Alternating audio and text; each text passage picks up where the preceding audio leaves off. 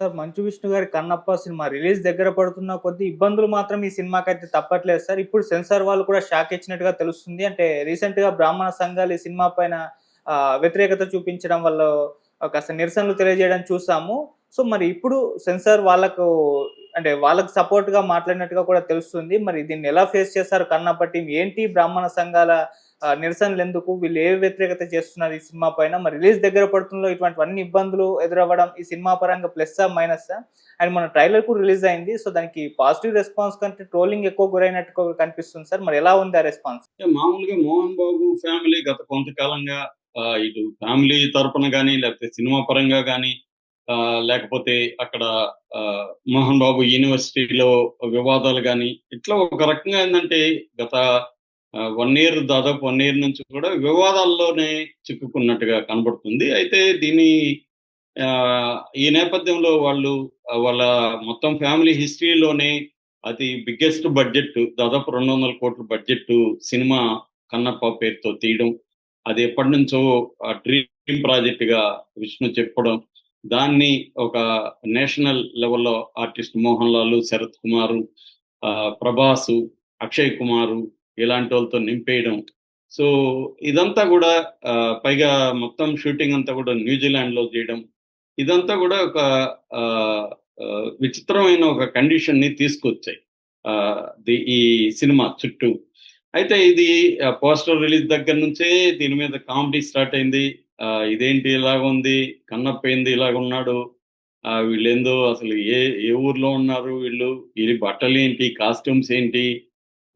ఈ బాణాలు విచిత్రమైన బాణాలు ఎక్కడి నుంచొచ్చాయి? ఇవన్నీ వెస్టర్న్ కైండ్ ఆఫ్ సినిమా లాగుంది తప్ప, ఇది ఇండియన్ కన్నప్ప లాగా లేదు. కన్నప్ప అనేది కాళహస్తీశ్వర మహత్యంలోంచి ఒక అక్కడ లోకల్ స్థల పురాణం అంటారు. అలాగా ఒక స్థల పురాణంలోంచి పుట్టుకొచ్చిన కథ. దాన్ని తీసుకొని మనకి 'భక్త కన్నప్ప' అప్పుడు కృష్ణరాజు తీశాడు. అది పెద్ద హిట్ అయింది. సో, దాని తర్వాత ఇప్పుడు ఈ కన్నప్పని వీళ్ళు తీశారు. మామూలుగా అయితే కాస్టింగ్ పరంగా అయితే క్లెవర్ గానే వాళ్ళు మేనేజ్ చేస్తారు. ఎందుకంటే pan India casting 'Akshay Kumar' హిందీకి, మలయాళంకి 'మోహన్ లాల్', 'ప్రభాస్' అయితే ఇంకా అన్ని భాషలకి సరిపోతాడు. అలాగా మొత్తం ప్లాన్డ్ గానే బానే పెట్టుకున్నారు. 'కాజల్' ఉంది. సో, ఇలాగా జాగ్రత్తగా పెట్టుకొని ప్లాన్ అయితే చేశారు. అయితే ఇప్పటివరకేందంటే ట్రైలర్ రాకముందు వరకు గూడా మళ్ళీ కొన్ని వివాదాలు చుట్టుముట్టాయి. ముందు ఈ వివాదాలేంటి? సెన్సార్ బోర్డ్ ఏం జేసింది? అని చెప్పుకొని దాని తర్వాత ట్రైలర్ గురించి మనం మాట్లాడదాం. సో, ప్రధానంగా ఏందంటే దీంట్లో పిలక, గిలక అనే క్యారెక్టర్లిద్దరు బ్రహ్మానందం, సప్తగిరి. వాళ్ళ క్యారెక్టర్‌లు ఆహ్, టీజర్‌లో వచ్చినప్పుడే వీళ్ళు ఒక గొడవ మొదలైంది. ఆ తర్వాత మొన్న వీళ్ళు ఆల్రెడీ దీని ప్రచారానికి వివిధ ప్రాంతాలకు వెళ్ళడం మొదలైంది టీము. అలాగా గుంటూరుకెళ్ళినప్పుడు అక్కడ బ్రాహ్మణ చైతన్య వేదిక సిరిపురం శ్రీధర్ శర్మ అధ్యక్షతన చాలామంది అక్కడ ఆందోళన చేయడం మొదలుపెట్టారు. అయితే దానికి సంబంధించి వీళ్ళు స్పందించలేదు. పాజిటివ్‌గా గాని, నెగెటివ్‌గా గాని స్పందించలేదు. ఆల్రెడీ 'మోహన్ బాబు'ది అంతకుముందు 'విష్ణు' సినిమాకి సంబంధించి కూడా ఆ సినిమా పేరు నాకు గుర్తులేదు. దాంట్లో అక్కడ బ్రాహ్మణుల్ని కించపరిచారని ఫిల్మ్ నగర్‌లో వెళ్లి బ్రాహ్మణ కొంతమంది సంఘాల వాళ్ళు ధర్నా చేయడానికి వాళ్ళ ఇంటి ముందు ట్రై చేస్తుంటే బౌన్సర్‌లను పెట్టి వాళ్ళని కొట్టించడం. అప్పుడు గూడా రాష్ట్ర వ్యాప్తంగా బ్రాహ్మణ సంఘాలు 'మోహన్ బాబు' మీద తీవ్ర వ్యతిరేకత తెలియజేశాయి. సో, అలాగా 'మోహన్ బాబు'కి బ్రాహ్మణ సంఘాలకి మధ్య గొడవ ఇప్పటిది కాదు. అయితే ఇది ఇప్పుడు ఇంతకుముందు మామూలుగా బ్రాహ్మణుల్ని విలన్లుగా చూపించడం, కమెడియన్‌లుగా చూపించడం అనేది బ్లాక్ అండ్ వైట్ సినిమాల నుంచి ఉంది. మనకి 'ఎన్టీఆర్' సినిమాలు వీటిల్లో చూస్తే కూడా అప్పట్లో ప్రతి సినిమాలో ఒక కర్ణం, ఒక మునసబు, ఒక కర్ణం, ఒక పూజారి వీళ్ళు విలన్ ఒక బ్యాచ్ ఉంటారు. మనకి 'అల్లూరి రామలింగయ్య' ఎన్ని సార్లు ఈ క్యారెక్టర్‌లు యేసుంటాడో. అంటే అదేందంటే కామిక్ విలన్స్ లాగా వీళ్ళు అంటే మెయిన్ విలన్ అది కూడా వీళ్ళు అడవి ఎగ్జాంపుల్ నుంచి జంతువుల నుంచి తీసుకున్న సింహము, నక్క. సింహం విలన్ అయితే సింహం ఒక విలన్ అనుకుంటే, ఒక క్రూరముఖం విలన్ అనుకుంటే పక్కనుండే నక్క ఇలాంటి జంతువుల నుంచి తీసుకొని వీళ్ళని అలా ఒక నక్కల్లాగా గుంట నక్కలంటారు గదా! అలా ఆ జిత్తులు మారి నక్కల్లాగా వీళ్ళని ప్రొజెక్ట్ చేయడం. కర్ణం మున్సబ్ జనరల్ గా ఊర్లలో ఏంటంటే కర్ణం మున్సబ్లు పట్ల ప్రజల్లో కొంత వ్యతిరేకత ఉంటుంది. వాళ్ళు ఏంటంటే మ్యానిపులేట్ చేస్తుంటారు ల్యాండ్ విషయాల్ని, రికార్డులని అప్పట్లో వాళ్ళ చేతిలో ఉండేవి. అందువల్ల ఆ క్యారెక్టర్ని మనకి చూపించేవాడు. అప్పుడంతా వ్యతిరేకత సమాజంలో పెద్దగా రాలేదు. ఎందుకంటే అది ఆ, సహజంగా తీసుకున్నాం. ఈ మధ్య కాలంలో ఏమైందంటే ప్రతి దానికి ఎక్కడో ఒక వ్యతిరేకత. మనకి అసలు ఏం చెప్తే ఏం వ్యతిరేకత వస్తుందో ఎవరికి తెలియని ఆ, పరిస్థితి ఉంది. అలాంటి నేపథ్యంలో ఇప్పుడు ఆ సినిమా చూడకుండానే వీళ్ళు పిలక గిలక అనగానే బ్రాహ్మణులు ఎందుకు అట్టవుతారో నాకైతే అర్థం కాలేదు. తప్పేముంది ఆడ పిలకలు బ్రాహ్మణులకు ఉంటాయి. దాంట్లో ఏమన్నా సినిమా చూసి బ్రాహ్మణులను ప్రత్యేకంగా విమర్శించుంటే ఓకే. అది కూడా ఏం లేదు. సో ఈ మధ్య ఏందంటే ఈ సంఘాలు ఆ నాయకులకి వాళ్ళ అజెండాలు ఏముంటాయి, వాళ్ళు పాపులర్ కావాలనుకుంటారు. కాబట్టి వాళ్ళు పాపులర్ కావాలంటే ఏదో ఒక పాపులర్ ఎలిమెంట్ వాళ్ళకి దొరికినప్పుడు, ముఖ్యంగా సినిమాలు దొరికినప్పుడు ఆ సినిమా చుట్టూ తాము పాపులర్ అవ్వాలనేది అనుకోవడం కొంతమంది అయితే. కొంతమంది డబ్బులు డిమాండ్ చేసే బ్యాచ్ కూడా మొదలయ్యారు. అంటే మేము గొడవలు చేస్తాం, మాకేదో కొంత రాలొచ్చండి, రాలిస్తే మేము మళ్ళీ సైలెంట్ అయిపోతాం అనే బ్యాచ్లు కూడా ఈ మధ్య కాలంలో తయారయ్యారు. సినిమా వాళ్ళంటే సెన్సిటివ్ ఉంటది. సినిమా రిలీజ్ ప్రాబ్లమ్ వస్తది. కాబట్టి వీళ్ళని మనం బెదిరిస్తే 4 డబ్బులు రాలుతాయి, మనకు పాపులారిటీ వస్తది అనుకునే బ్యాచ్ కూడా మొదలయ్యారు. ఇలాగా అంటే నేను ప్రత్యేకంగా బ్రాహ్మణ చైతన్య సంఘం అలా చేస్తుంది అనలేదు. ఈ మధ్య కాలంలో జనరల్‌గా అలాంటివి పెరిగాయి కూడా. అయితే వీళ్ళు అట్టయినారా? ఎందుకు అట్టయ్యారనేది క్లియర్‌గా అయితే మనకి లేదు. ఎందుకంటే సినిమా మనం గూడా చూడల. బ్రాహ్మణులు ఏం కించపరిచారో లేదు. అక్కడ పిలక, గిలక అనే వాళ్ళ పేర్లు పెట్టారు అంతే. సో, ఏదేమైనా వాళ్ళు అట్టయ్యారు, గొడవలు చేస్తున్నారు. ఈ నేపథ్యంలో ఇవాళ వస్తున్న న్యూస్ ఏందంటే సెన్సార్ బోర్డ్ సభ్యులు మొత్తం 11 మంది. మామూలుగా అయితే మినిమమ్ 4 సెన్సార్ బోర్డ్ మెంబర్స్ చూడాలి ఒక సినిమా. చూసి వాళ్ళు అంటే సెన్సార్ బోర్డు డైరెక్టర్ వాళ్ళు, చైర్మన్ వాళ్ళు చూస్తారు. చూసిన తర్వాత జనరల్‌గా కట్స్ ఏమీ లేకపోతే వాళ్ళకి క్లీన్‌గా సర్టిఫికేట్ ఇస్తారు. సర్టిఫికేట్ ఇస్తారు. కొంతవరకు ఇబ్బంది ఉంటే ఏయూ ఇస్తారు. అంటే ఏయూ అంటే పేరెంటల్ గైడెన్స్‌లో పిల్లలు చూడాలని చెప్పి.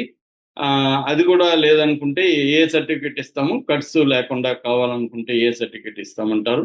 కొంతమంది దానికి ఒప్పుకుంటారు. లేదు కట్స్‌కి మీరు ఒప్పుకుంటే ఏయూ ఇస్తామని చెప్తారన్నమాట. అలాగే ఇప్పుడేందంటే ఈ 11 మంది చూసినాక డిస్కషన్ పెట్టి మొత్తం 13 సీన్‌లను తీసేయమని చెప్తారు అని వార్తొచ్చింది. 13 సీన్‌లు తీస్తే సినిమా చాలా కంటిన్యూటీ దెబ్బతినే అవకాశం ఉంటది. సీన్‌లు లేపేస్తే కంటిన్యూటీ పోతుంది. సో, మరి అది వీళ్ళు ఎలా ఎదుర్కుంటారనేది చూడాలి. మామూలుగా ఏమవుతుందంటే రివిజన్ కమిటీ కూడా ఉంటది. రివిజన్ కమిటీకి అప్లై చేస్తారు నాకు తెలిసి. ఎందుకంటే 13 సీన్‌లు తీసేస్తే నీకెక్కడికక్కడ కంటిన్యూ దెబ్బతింటుంది. ఆ సీన్‌లు అందువల్ల వీళ్ళు రివిజన్ కమిటీకెళ్తారు. చాలా సార్లు రివిజన్ కమిటీ కొంత లిబరల్‌గా ఉంటారనమాట. ఇంతకుముందు కూడా మనం అనేక సార్లు చూసాము. ఈవెన్ మేము కూడా నేను 'నయీం డైరీస్' డైరెక్ట్ చేసినప్పుడు నా దానికి కూడా దాదాపు 32 కట్లిచ్చారు. తర్వాత రివిజన్ కమిటీకెళ్ళినాక మీకు మినిమమ్ తగ్గిపోయినాయి బాగా. ఏదో కొంత వైలెన్స్ అది కూడా మమ్మల్నే మీరే ఒక 30% మీకు నచ్చిన ఆహ్, ప్లేస్‌లో తగ్గించండని జెప్పారు. సో, అది కూడా మనకి ఒక సెన్సార్ బోర్డ్‌కి, ఇంకొక సెన్సార్ బోర్డ్‌కి కూడా ప్రాబ్లమ్ ఉంటది. మేము ఒకే సినిమా కన్నడలో కూడా తీసాం. కన్నడలో ఏమో లిప్ కిస్‌లని అలో చేయలే వాళ్ళు. ఇక్కడేమో లిప్ కిస్‌లని అలో చేశారు. కన్నడలో ఏమో వయలెన్స్‌ని అలో చేశారు. ఇక్కడేమో వయలెన్స్‌ని అలో చేయలే.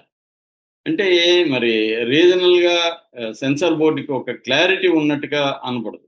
మళ్ళీ ఏమో సైకో అనే పదం వాడొద్దని చెప్పారు. సైకో పేరుతోనే సినిమా ఉంది. దాన్నెలా అలో చేశారు?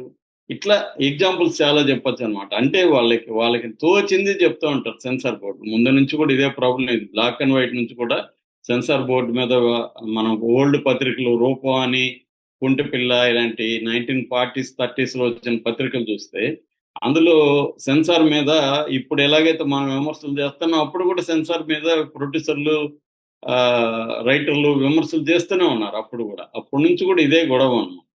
సో, ఇప్పుడు గూడా అదే గొడవ మరి. కాబట్టి ఇప్పుడు నాకు తెలిసి వీళ్ళు సెన్సార్ ఇబ్బంది నుంచి అధిగమించడానికి కోసం ఖచ్చితంగా రివిజన్ కమిటీకైతే వెళ్తారు. అయితే ఈ మధ్య ఆహ్, వచ్చిన ఈ ట్రైలర్ తరువాత వీళ్ళ పర్స్పెక్టివ్ మారిపోయింది. ట్రైలర్ ఏంటంటే ఇది ఖచ్చితంగా బ్యాడ్ ఫిల్మ్ అయితే కాదు అన్న ఫీలింగ్ అయితే క్రియేట్ అయింది. ఒక పాజిటివ్ వైబ్ అయితే క్రియేట్ అయింది. అంటే దీంట్లో కన్ఫ్రంటేషన్ ఉంది. ఒక నెగెటివ్ అంటే దేవుడిని నమ్మని ఒక నాస్తికుడు ఆహ్, ఆహ్, భక్తుడిగా ఎలా మారిపోయాడని ఒక ట్రాన్స్‌ఫర్మేషన్ ఉంది. తర్వాత ప్రభాస్ క్యారెక్టర్ కూడా చాలా లెంగ్తీగానే ఉంటది. మరీ చిన్న క్యారెక్టర్ ఏం కాదు అన్న ఒక ఫీల్ క్రియేట్ చేశారు. అర్జునుడుగా ప్రభాస్, అర్జునుడికి, శివుడికి మధ్య యుద్ధం లాంటిది ఉండడం ఇవన్నీ కూడా పెట్టారు. అట్లాగే ఈ కన్నప్ప క్యారెక్టర్ చేంజ్ కోసం శివుడే అర్జునుడిని పంపించాడన్న ఫీలింగ్ ఉంది. సో, ఆహ్, మనం రియాలిటీ సో కాల్డ్ రియాలిటీ ఉంది. నిజానికి ఇది జానపద గాథ అని చెప్పుకోవచ్చు. జానపద గాథలకి, రియాలిటీకి సంబంధం ఉండదు. జానపద గాథలన్నీ కూడా రకరకాల రూపాల్లో ఫాంటసైజ్ అయిపోతాయి. ఇట్లాంటి వీరగాథలు అంటారు వీటిని. భక్తి జానపద గాథలు, వీర జానపద గాథలు అనేవి ప్రధానంగా 2 రకాలుగా మనకుంటాయి. ఈ 2 రకాల్లో గూడా మనం రియాలిటీని వెతకలేం. అవి మారిపోతాయి. ఇప్పుడు 'కన్యక' ఇట్లాంటి భక్తి వీరగాథ దాన్నేమంటారు? వీరగాథ గాదు అది. త్యాగ గాథ. త్యాగ కథ. ఆమె ఎట్లా త్యాగం జేసి చితిలో దూకి చచ్చిపోయింది 'కన్యక' అని. సో, అవన్నీ గూడా మిత్ అనేది తయారవుతుంటది. కాబట్టి మనకా ఇదేం లేదు. సినిమా చూడ్డానికి బాగుందా లేదా అనేదే మెయిన్ ఇంపార్టెంటు. కాన్ఫ్లిక్ట్ ఎలా క్రియేట్ జేసుకున్నారు, ఇంట్రెస్ట్ ఉందా లేదా ఎలిమెంట్ అనేది. ట్రైలర్‌లో అయితే అవన్నీ ఖచ్చితంగా ఉన్నాయి. మరీ ఏదో కామెడీగా అయితే లేదు. పర్ఫెక్ట్ అన్ని క్యారెక్టర్‌లు ఉండడం. ట్రైలర్ కట్ చేసిన అతను ఎవరో బ్రహ్మాండంగా కట్ చేసాడన్న ఫీలింగ్ గూడా వచ్చింది. అయితే ట్రోలర్స్ ఎప్పుడూ ఉంటారు ఆ ఫ్యామిలీకి. ఎందుకంటే ఇది ఎంత పెద్ద హిట్ అయినా గూడా ట్రోలర్స్ ఖచ్చితంగా ఉంటారు. వాళ్ళు ఏదో ట్రోల్ చేస్తూనే ఉంటారు. అయితే ఇప్పుడు దీనివల్ల మార్కెట్ అయితే బాగా వచ్చిందని చెప్తున్నారు. ప్రీ థియేటర్ రిలీజ్ బిజినెసు బాగా అయిందని చెప్తున్నారు. ఎందుకంటే మనకి వీళ్ళ సినిమాని ఎవరో డిస్ట్రిబ్యూట్ చేస్తున్నారనే లిస్ట్ చూస్తేనే పాజిటివ్ వైబ్ ఎలా వచ్చిందో చూడొచ్చు మనకి. ఇక్కడ ఆంధ్ర, తెలంగాణలో ఏషియన్ అండ్ సురేష్ ఇద్దరు డిస్ట్రిబ్యూషన్ తీసుకున్నారు. వాళ్ళకి బ్రహ్మాండమైన డిస్ట్రిబ్యూషన్ నెట్వర్క్ ఉంది. దాని తర్వాత తమిళనాడులో రెడ్ జెయింట్ వోళ్ళు అంటే మన ఉదయనిధి స్టాలిన్ బ్యాచ్ డిస్ట్రిబ్యూషన్ తీసుకున్నారు. కర్ణాటకలో హొంబలే అంటే మనకు తెలుసు.